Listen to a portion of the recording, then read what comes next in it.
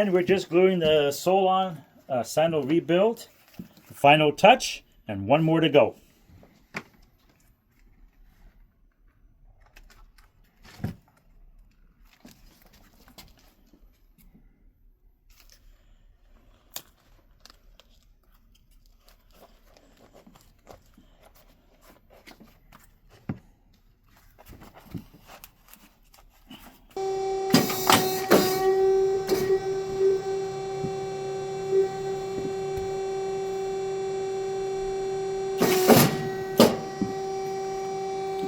Sole's pressed, and now we're going to the final stage to grind the bottom and have a perfect fit sandal rebuilt.